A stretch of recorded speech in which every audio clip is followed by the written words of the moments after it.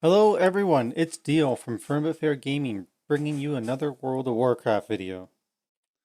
Today we are bringing you a video for Mythic plus Dungeons covering Necrotic Wake. The route we're going to go over will give you a high probability that you should +2 the key, or at least if not that, guarantee success for the key.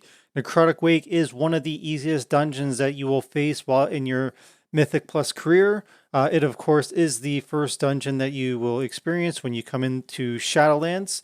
It has 4 bosses. It's located in Bastion. It's fun to do, and like I said, it's easy to get a +2. Once I found this route, there's no other way. I'm doing the Necrotic Wake anyway, but this way. So the route for Necrotic Wake is as follows. I'm just going to bring up the Mythic Dungeons tool here. Hopefully you guys have it. I will include it in the description at the end of the video. So we are going to start by pulling the 2 groups here at the start. So we got the Patchwork Soldiers as well as the Blight Bags. If you are feeling big and brave, you can also pull the group at the bottom of the steps, which is the Corpse Harvester and another soldier, as well as the Stitch Vanguard, and you can do them all as one. And then as they start to go down, you can even bring in more Blight Bags. This is only really should be done on weeks where it is feasible to pull big groups. So explosives, it can be quite troublesome. Sanguine could also be bad, as well as with shades could lead to some problems as well. So only do that big pull if you are confident. Otherwise, you can do it as 2 and it works perfectly fine. Additionally, we want to CC the ad here, this Corpse Harvester, with a incapacitate, like an out of combat CC, if you will. So like a Hunter Trap or the Demon Hunter CC. And then we just want to pick up the hammer beside him. If you can't CC him, it's okay. We just lose that hammer and that's all right. Then it's pretty standard. We move into the next big pack here. Don't forget to grab the spear. Somebody should grab the spear as well. And keep in mind, as you pick up items, they kind of stack on top of each other. And you can only have 1 of each item. So you can only have 1 hammer, 1 spear, and 1 orb.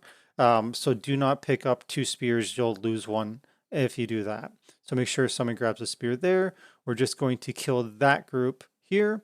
And then what we're going to do is we're going to move on to the first boss. And of course, there's a Goliath here that we are going to activate.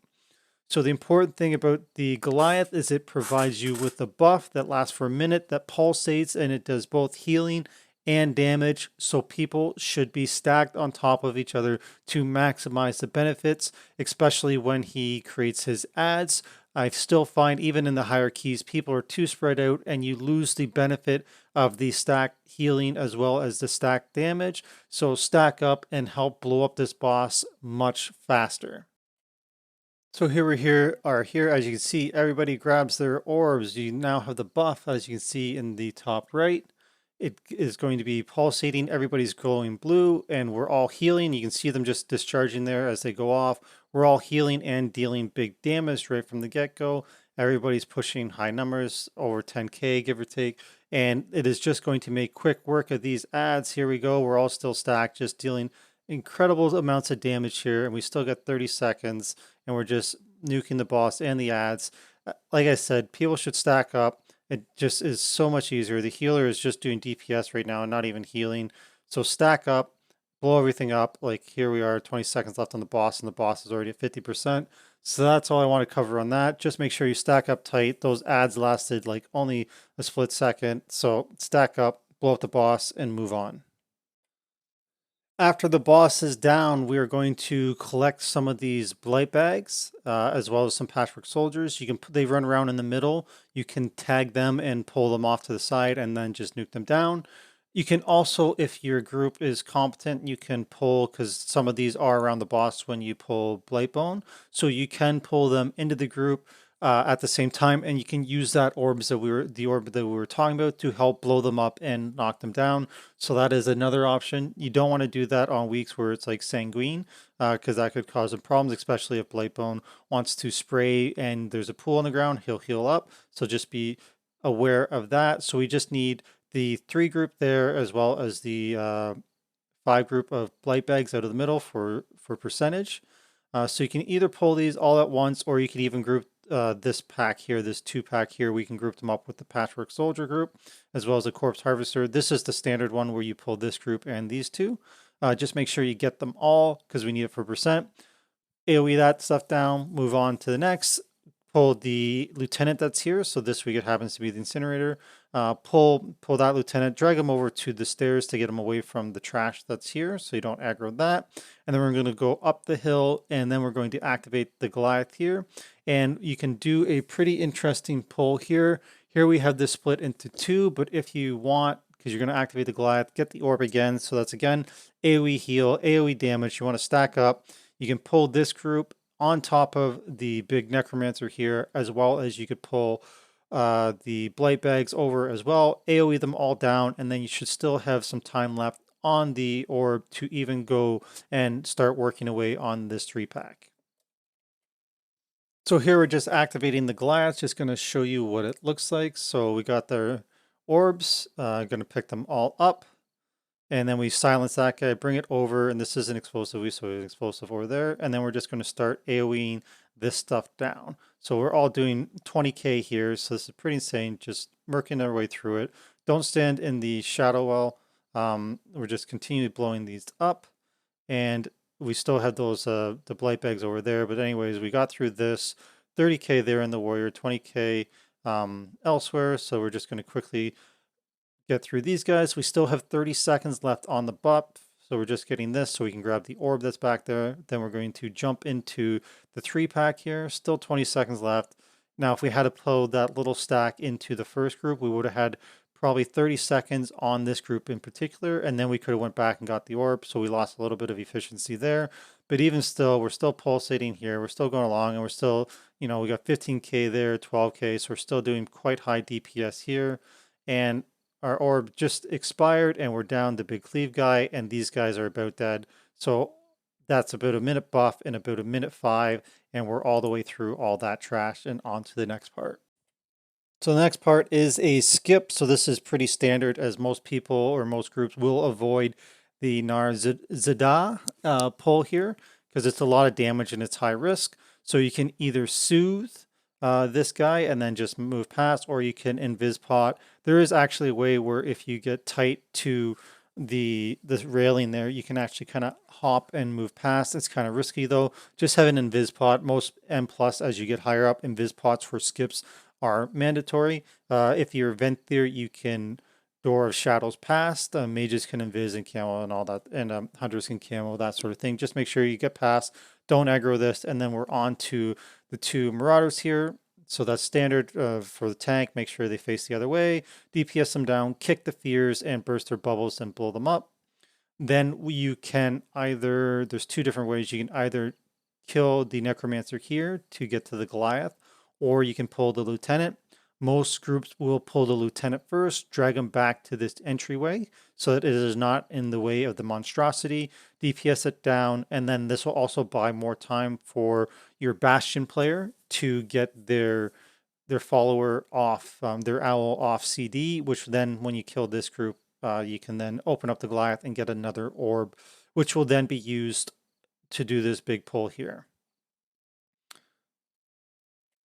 So when you get the orb, there's 2 different ways you can do it. So here, this is a safer way where you pull this 3 group over to the 2, and just you need to kick on the Necromancer to make them pull over, and then you nuke them down, and then you should have enough left on your orbs. You can do this as a combined pull, or if you really want, you can pull the little group here of the Shuffling Corpses into the group and do all 3 of these at once.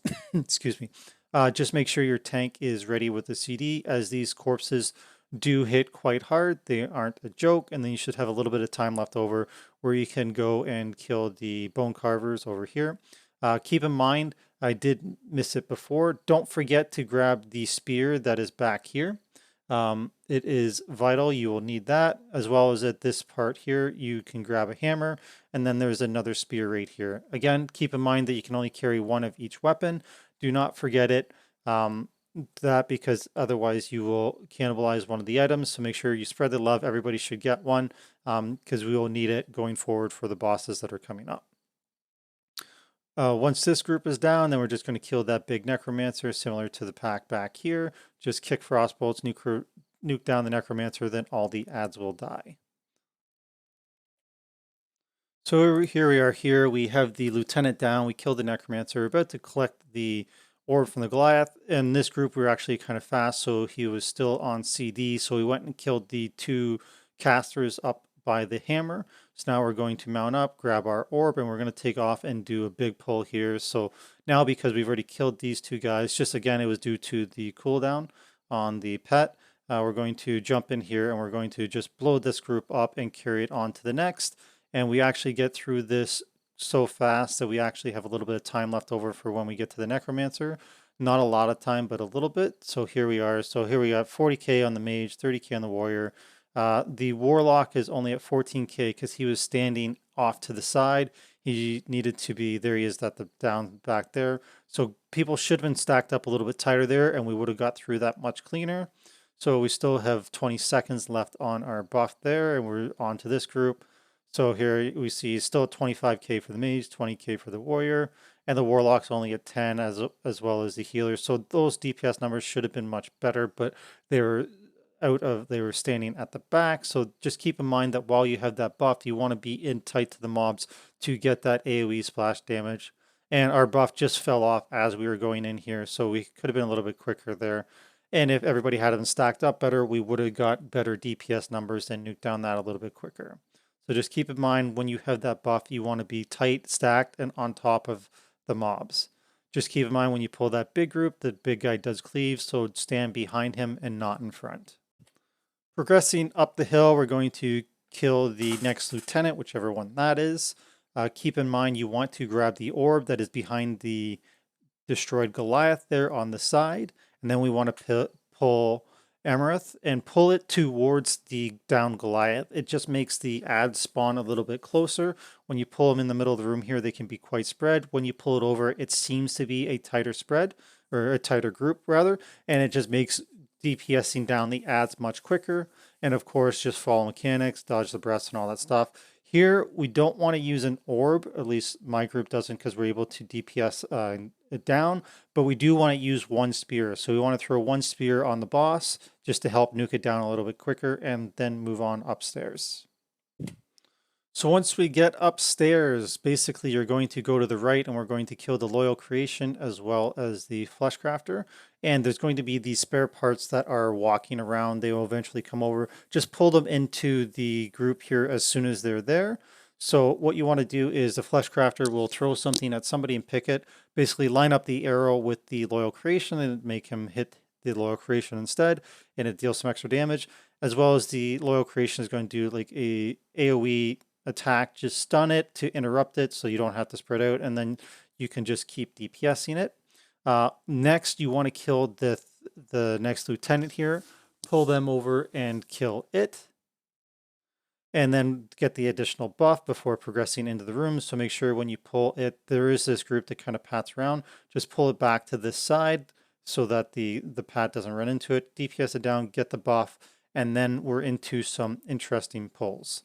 So there is, as this group pulls around, you can either do this in a couple of different ways. You can, when it's here beside this group, you can pull them together and then you're going to have 2 party members that still have orbs. You can either use both of the orbs to make sure this goes down quickly and efficiently, or you can use one of the orbs and whittle them down over time as long as your tank has the CDs to sustain. This is dependent on what kind of week it is. On this week is I think it's a fortified raging week, so it's kind of tough. So we use both orbs just to make sure we get down this quickly, because while they're sub 30%, everything would deal more damage, but that's just this week's particular. So on a tyrannical week, you may want to only use 1 orb to DPS these 2 groups together. And then additionally, you can pull this group over to this group and use an orb there. And by using the orbs here, even if you do this as 1 pull, that as a pull, and then this is another pull, just by doing these 2 together, whether it's this 2 or this 2, you save an incredible amounts of time. So the orbs are incredibly useful here. So they do tons of AoE damage. These ones don't heal. They're different from the ones from the Goliath, but they deal a ton of damage. So you want to utilize them here and knock down a couple of these packs at the same time. And this is where you're going to pick up a ton of time on the upper level, because doing this individually, like this can take 10 minutes if you want to do these pulls all at once. So if you, by starting grouping them together and by using the orbs, you're just going to save yourselves tons of time. So of course, once you get all of these down, then of course the two assassins come or assistants come out, just kill them, run away from Orbs Fixation, and then you gotta kill Gorgrind, and then you gotta kill Rotspew, and then his Stitch Flesh creation comes down, and then you're gonna DPS the boss. And so basically on this boss, we're going to throw a hammer and a spear.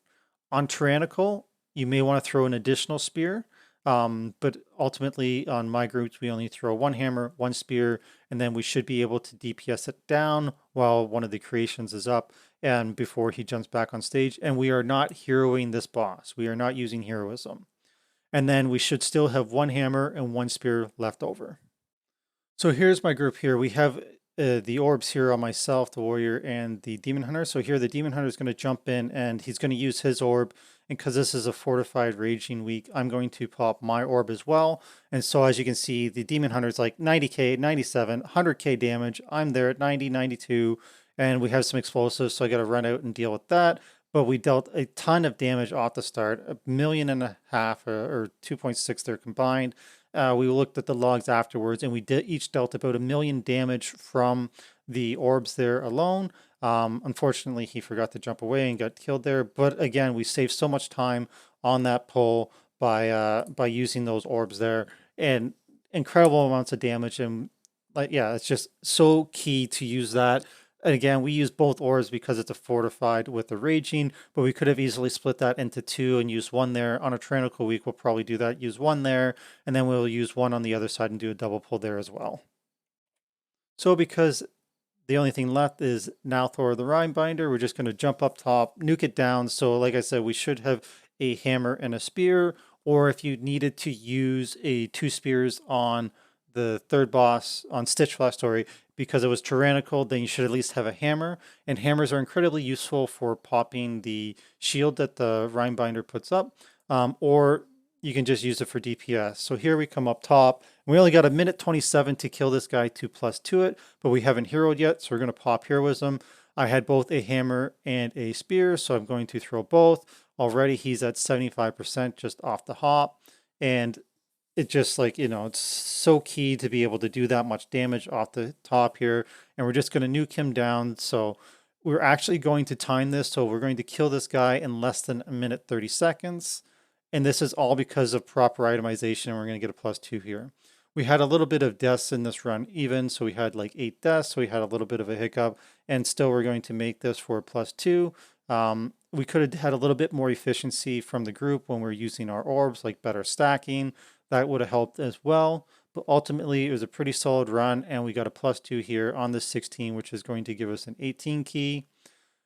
Like I said at the start of this video, this is my favorite route for Necrotic Wake. I love doing this route, and it is like, I don't like when they do another one. There are a few variations from this one, but I find this is the cleanest one and the most fun, because it's just so much fun when you get the items and you get to do that big damage.